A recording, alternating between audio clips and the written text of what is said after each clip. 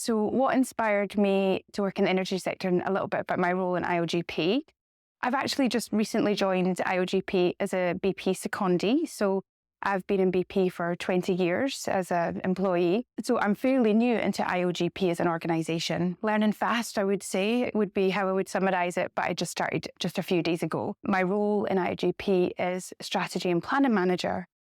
And my previous roles in BP to now have been business-related operational health roles primarily.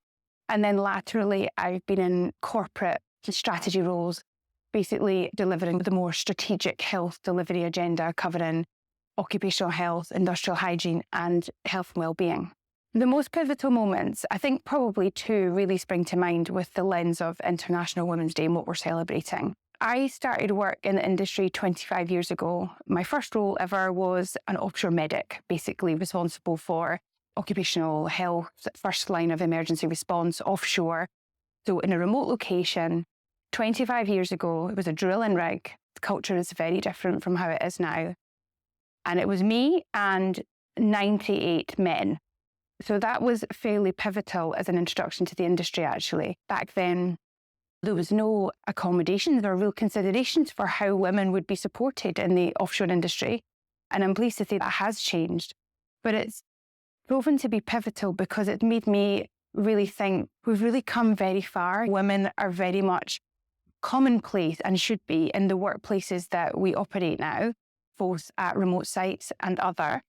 The offshore experience has proven to be really pivotal. And then later in my career, really thinking about how do we make offshore spaces so much more inclusive for cultures, for diversity and inclusion, including genders. I was recently involved in a previous role where we were looking at how do we design an offshore facility. We have to be really careful about what we consider in terms of design, but we thought about things like accommodation that's women specific, so women-friendly cabins with access that was secure, making sure there was appropriate numbers of changing rooms for females, access to lavatories and shower areas which were private just for female use. And also, women have specific needs when it comes to protective clothing that's usually a requirement on most of our hydrocarbon facilities. And women have different needs from men. And that is just something that in the past just had not ever been thought about.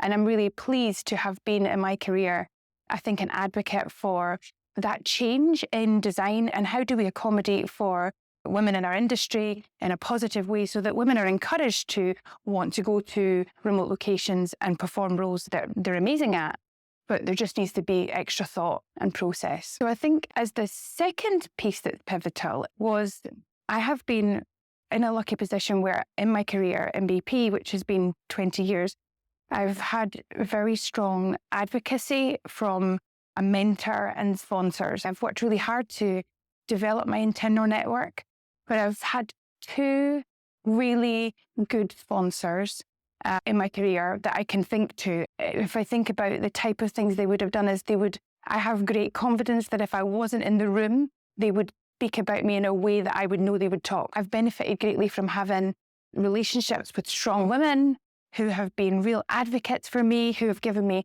I don't mean just always positive feedback, but really helped me grow as a female leader in the industry and given me advice on how I can improve and change my leadership style and things that I can do to better myself.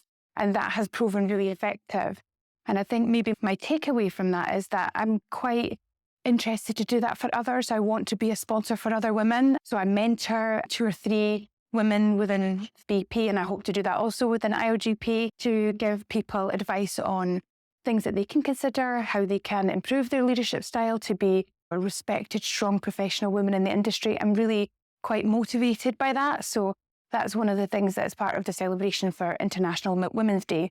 I'd like to see more of women having women's back. And actually, I shouldn't be even excluding men in this because I've worked for and had great sponsorship opportunities with lots of men I've worked with actually as well. So I think it's about maybe key messages, just really leveraging those relationships that we have with sponsors and really using those to grow our potential as female leaders.